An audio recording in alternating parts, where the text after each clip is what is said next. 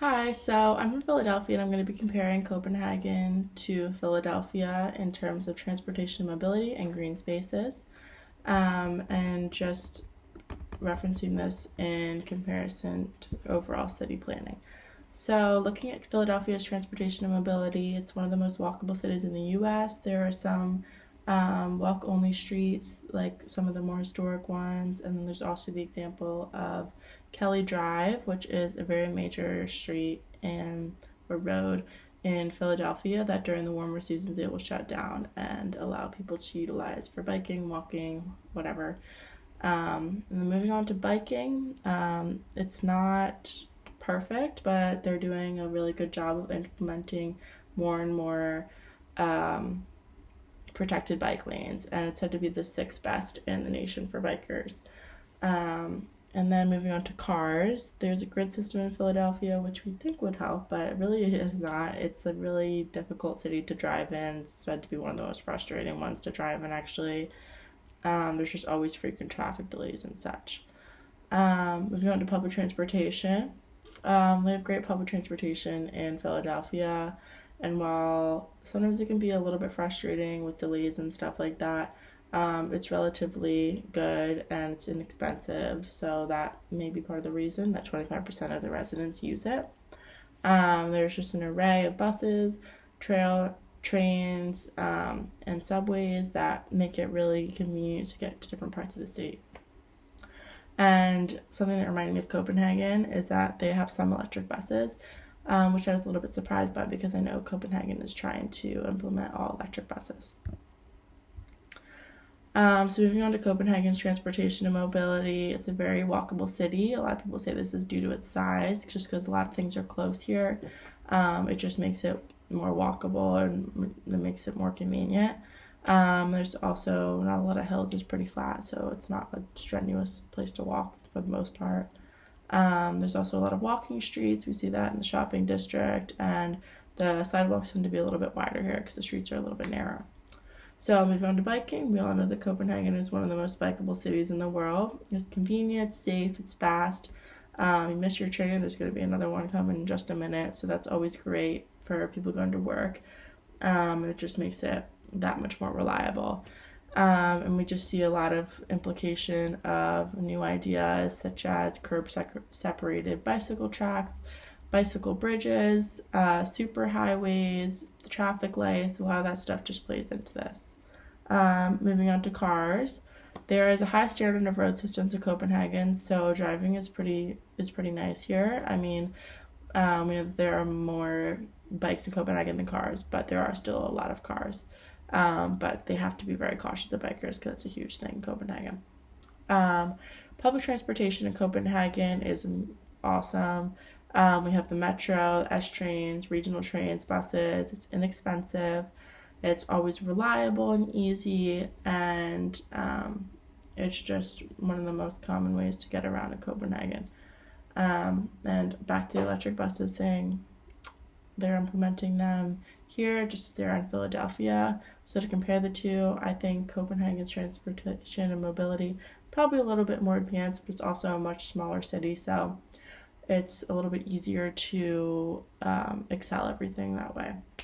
And the walkability is also a big thing because it's just a smaller city. Biking though, I think they've really put in the effort there, and that puts them up top.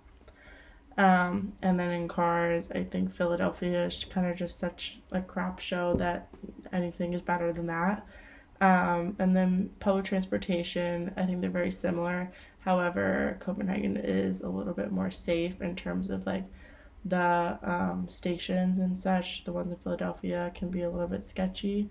They also can be a little bit dirty, and they're just overall very different.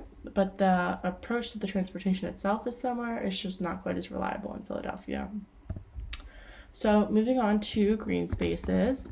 There are so many green spaces in Copenhagen and Philadelphia, and so many of them to compare. But I'm going to be talking about first Spruce Street Harbor Park, which is like a super urban green space. There's a lot of fun going on here. It's just a really social place. There's like hammocks and all kinds of chairs and seating and restaurants and drink spots. So it's just meant to like bring in the nightlife. I mean, it's just a really fun place. And then during the day, there's like water activities and there's always events. And there's free access. So it's just, I think this is a great implication of the city. It's really been a fun place for a lot of people in the city to just go for free and hang out outside, but also in such like a lively spot. I couldn't really find anything similar to it in Copenhagen, but I am going to talk about a place that is by water, which is Østensparken, which is a lake with an island, and it's like kind of more oriented towards like families, and I think a lot of kids play here because there's playgrounds and stuff like that. And it's a series of parks laid out on the grounds of an old fortification ring.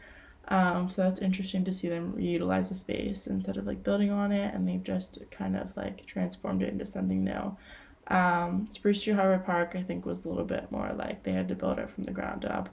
But it has become a really great place. Moving on to Rittenhouse Square, this is a big public park. It's the width of 2 blocks on each side. A lot of people use this as a cut through in Philadelphia. And it's just a historic spot that has been repurposed for the public to use. And it's a really great spot. Like, a lot of people have picnics here, and it's just different every season, and it always has something great and new to offer with all the events and people and street performers that are always there. And it reminds me a lot of King's Garden in Copenhagen because, again, a lot of people use King Garden as a cut through, and it's also a public park that was repurposed from something historic.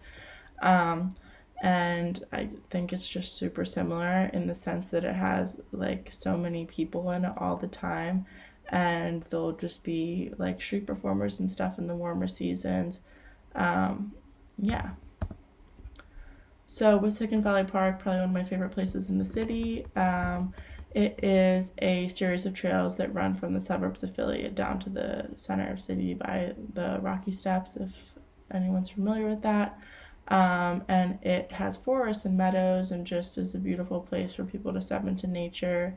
There's a lot of historic elements to it, like bridges and statues and stuff.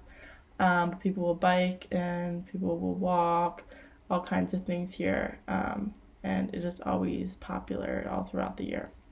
And while this place in Copenhagen called Armamion is not as foresty in some parts, it does remind me a lot of Wissahickon Valley Park because of its extensive trails for hiking and cycling and such. I think they kind of have a similar approach to just protecting the land and utilizing it for something that can be really great for people to get out and see nature. So overall, I would say Copenhagen is maybe a bit more successful in the world of transportation and mobility. I think that they're just dealing with a much smaller scale of city, so that is helpful. But I also think that Philadelphia is doing really great things in comparison to a lot of U.S. cities, because a lot of U.S. cities are just really lacking in terms of bikeability and walkability. So I think Philadelphia has something to be proud of there. In addition to their public transportation. In reference to green spaces, I think they're just dealing with a lot of different type of land in comparison to one another, so it's just not going to be the same.